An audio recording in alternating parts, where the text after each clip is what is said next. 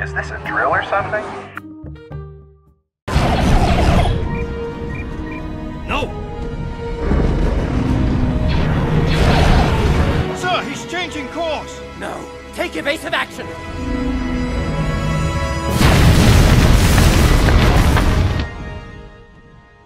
With an intense Season 3 finale for Star Wars Rebels, Season 4 already looks like it's going to be insane, especially with how many questions were left unanswered at the end of Season 3, and the ultimate transition for Season 4 looks to be taking its way into the Rogue One storyline. So here are my top predictions for Season 4 of Star Wars Rebels, but before we get started, I think it's probably prudent we have a quick look at what I got right in the Season 3 predictions video, as honestly people assume you're just shooting from the hip, but these were some pretty key predictions I divined way before any of it was officially announced, including Obi-Wan's return, Master Kenobi?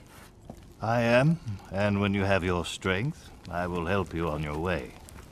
Kenobi versus Maul, If you define yourself by your power to take life, your desire to dominate, to possess, then you have nothing. And what do you have? Thrawn's return to canon, To defeat an enemy, you must know them. Not simply their battle tactics, but their history, philosophy, art. and technically correct though just mentioned at the end of the season, the Rebels are moving from Atollon to Yavin 4. I would suggest a second hyperspace jump before heading to Yavin. If we want to cover My mother needs our help. Go, but I can't come with you. I have to get our survivors to Rebel Command.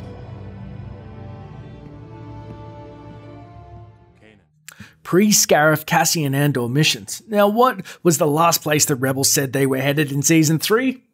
Of course, that's right, Yavin 4, the original setting of the Rebellion and in A New Hope, plus a staging ground in Rogue One. Now, if you think back to Rogue One, we see Chopper confirmed on the base, Charm Syndulla called over a loudspeaker, and eventually the Ghost was in the Battle of Scarif. So we have this band of rebels headed to the Rebel HQ, where presumably Cassian Andor is performing nice hit-and-run wet work filled with murky-ass missions for the Rebellion.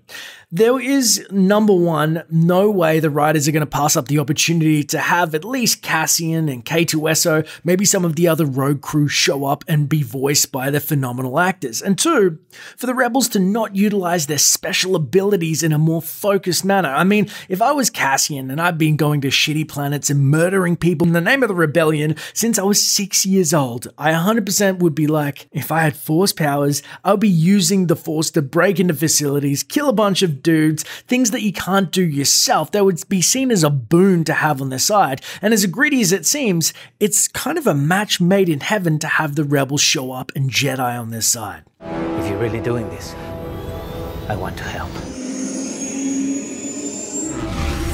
Then you will die.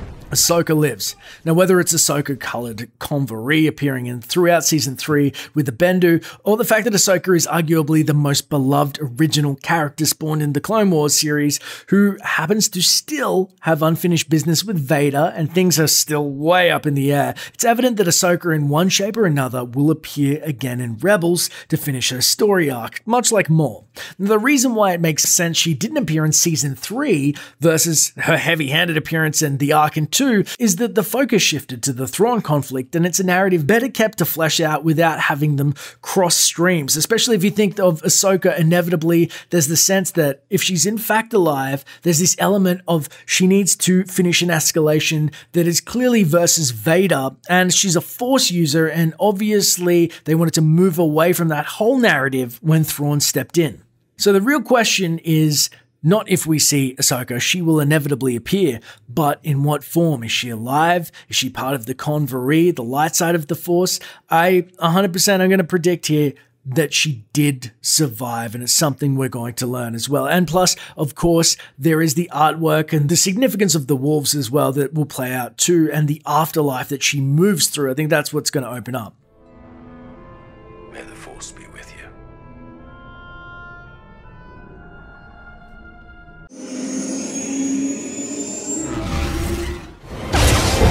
Such a handsome face. I don't go for crazy anymore. That's all right. I prefer brains. Starkiller returns. Inquisitors, you gotta miss him. Rebels being post-Ahsoka Vader duel, really, you can't go up from Vader. You know, there's only Palpatine above him in terms of rungs of dark side users, and Rebels rightly refocused with their lead up to Rogue One, more in space battles and obviously like strategy, as Rogue One did, which is pretty notably Sith free. So they have a season full of maybe a new enemy, which is just as potent as any other dark side user, and that is, of course, Thrawn. And while there's no doubt this escalation will come to a head in Season 4 with Thrawn and the Rebels, it seems like a waste to have these Force users together, potentially Ahsoka, Kanan, Ezra. Why on earth would they waste epic lightsaber duels just to have them die in space or just fight in ships? It doesn't make sense, but they need a new enemy. Now, with the Grand Inquisitor long gone and Vader, most likely, he's going to be the final boss. As I said, you can't move up from him, and I doubt they're going to fight the Emperor. What better way to have a great side narrative than a Starkiller? Now, he may be different. He may have a codename as one of the 8 Inquisitors' brothers, or, you know, the other sisters may come out. Hell, his story may parallel how it did in the games perfectly, as he was Vader's apprentice around the exact same time as Season 4 is set. Now, what a better story than a powerful secret apprentice who may even defect? He's above the Inquisitors. Maybe he is, like I said, a brother, but he's been chosen to rise up, and the Grand Inquisitor wasn't too happy about him. Maybe they don't know about him. The possibilities are endless, but let's be honest, with more let-out action, do you really think they won't utilize the great voice actor like Sam Witwer in a more profound way and bring a potent EU character back to life in the process? Because obviously that seems like two birds with one stone here. The only real question is, if they do bring Starkiller back, what capacity? Rampant in the comments before, you guys are saying hopefully they tone down the Force powers because he could obliterate the Rebels crew in one fell swoop.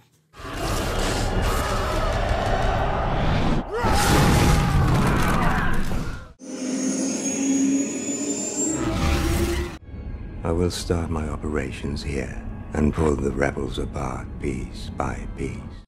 Thrawn's downfall. Now, everybody loves Thrawn, myself included. You have this chilling, perfect restrained performance by Lars Mikkelsen. The music every time he steps in frame, the love of art, of culture, war intact. Thrawn, outside of having pupils, is just an amazing homage to the character we once knew and loved. But I have a news flash for you. He's not in Rogue One. Nope. You cannot keep a character this good on screen for too long without them becoming a tad stale. See, you know how Dooku, the conflict in the Clone Wars, it felt like it diluted the wow factor just a bit from time to time? So what I propose is that Thrawn, he probably won't die forever, but he will be put out of action by the Rebels in Season 4 as they once again come to a head. And obviously things have escalated heavily in Season 3, building up and obviously pulling him back in the way of Tarkin and, you know, probably Krennic as well. Now, it may be by a betrayal of the power-hungry Krennic or the incompetence of other Imperials, but really, if you think about it, Thrawn died in the EU, and that was a part of his storyline. However, his clones coming back was something that also occurred, something we're yet to see in canon much as well. Therefore, let's say they take him out, or, you know, worst case scenario, he dies. I would say, fear not. His clone is probably cooking in a facility in deep space somewhere to return at a later date, just like the EU. They wouldn't dare. Believe me, they would. Everything leading up to this moment has been rehearsal. The real performance. Before we get to number one, the honorable mention goes to the Sith holocron in Ezra's possession. Well, it was, and then I went to the Bendu, and it's gone to Maul. It's been all around, but outside of the Revan rhetoric, let's be honest, we've heard a Sith Lord only known as the Presence from thousands of years ago, Old Republic pre-Bane era confirmed on Malachor, voiced by the same voice actress who portrayed Ventress, Nika Futterman. And no, obviously it's not Ventress, because though we do miss her, it's an ancient Sith Lord before her time, but yet to be named, just called the Presence. However, again, with KOTOR ties and the planet Malachor brought into canon from the EU, my next guess is if it's not an original character, it's probably Darth Kreia or a heavy nod. She, of course, ran her own academy house on Malachor, like what we saw in the Holocron during the Old Republic, and would be a phenomenal female antagonist. It's kind of weird that Dave Filoni talks about her in such high regard of this big, powerful Sith female, which we haven't seen before. However, you know, with a strong voice actress as well of Nika Futterman, who did Ventress, who's a big favorite, but they just back-pocketed it. So I believe that that is going to definitely pop up in Season 4, and we'll learn more of the backstory, much like the Mandalorian Wars, because the Sith, the Mandalorian, everything's tying together. Though, as I said, I may be wrong about Kreia. That's the strongest EU character. It could be something entirely new, but the mystery is remaining, and I believe it's going to be solved. Your anger gives you strength, gives you focus. You can see things clearly your friends cannot. I don't care how many of you there are. I won't be denied my destiny. I am Revan! Revan's return. Okay, hear me out. There have been a ton of nods to Revan's eventual return in Season 4. The fact that Revan deleted scene was fully voiced from the Clone Wars and it's popping up everywhere. I mean, it's pretty evident they were one step away from doing it already, and his counterpart Bane is canon, which Dave Filoni himself has expressed. Also, the whole pointing to KOTOR ships that have been brought back, which was a pretty good starting point, but again, nothing concrete. Then recently in Season 3, the whole making the Jedi-Mandalorian War canon, which is heavily tied to Revan's story. And finally, what's my final piece of proof?